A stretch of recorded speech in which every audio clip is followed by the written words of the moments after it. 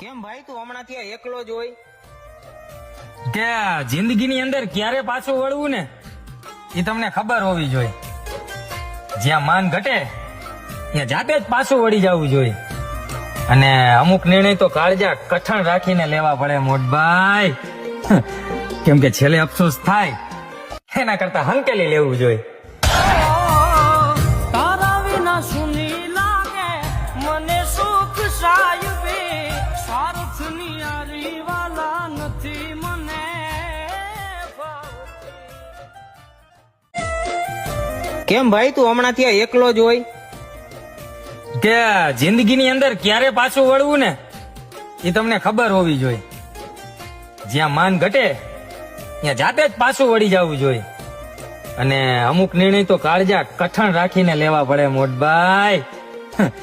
કેમ કે છેલ્લે અફસોસ થાય